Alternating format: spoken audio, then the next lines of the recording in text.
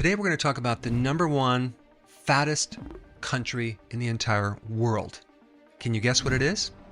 Go ahead and comment down below. We're talking about 94.5% either overweight or obese, with an average weight of 225 pounds per person.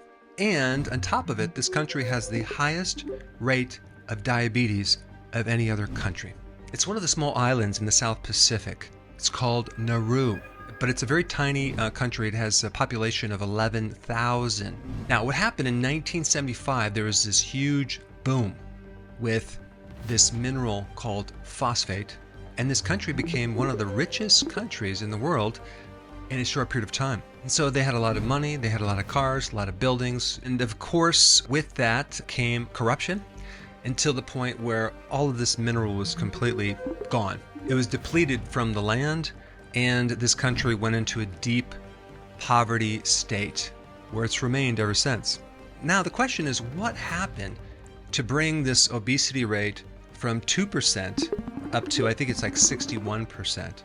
We do know they went from their traditional foods to westernized processed food, if you want to call it that. Traditionally, they ate a lot of fish, they had coconuts, fruits, they had vegetables, they had taro root, but they didn't eat much grain or seed oil. They had palm oil and coconut oil, but they made the shift to more grains, processed grains, what we call ultra-processed foods, which also include highly refined seed oils. And so some people might blame this on inactivity. That may be part of it. And other people will say it's more sodium or more saturated fat. And that's not really the root cause of this obesity problem or diabetes. So here you have this culture that can no longer grow anything on their soils because it's been depleted. So you can't have a garden. 40% of the marine life has been destroyed from pollution. Nearly 100% of the food is imported. They have to import the water, which is expensive. It's actually more expensive than soda. They started seeing obesity start at 15 months old. And so if we take a look at the guts or the basic building blocks of ultra-processed food, we have mainly 3 major ingredients, okay?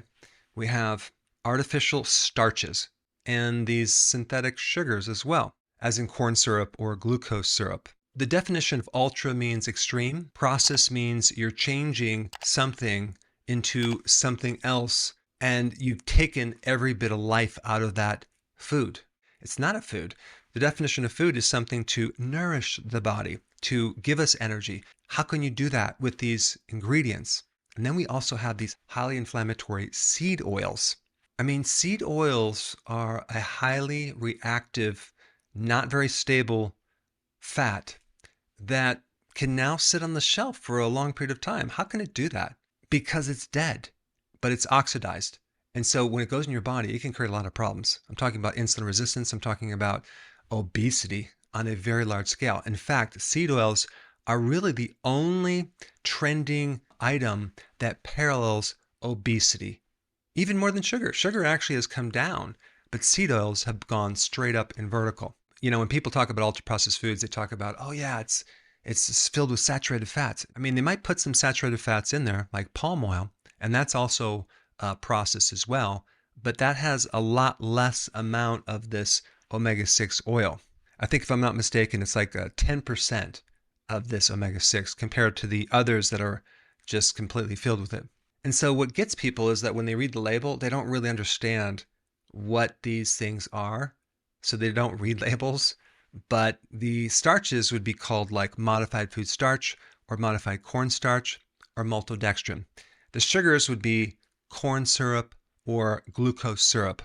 And the synthetic seed oils would be, of course, corn, canola, or cottonseed, or safflower, or soy oil. Now, I have a personal friend that has just visited these islands, and they gave me a lot of information about this topic.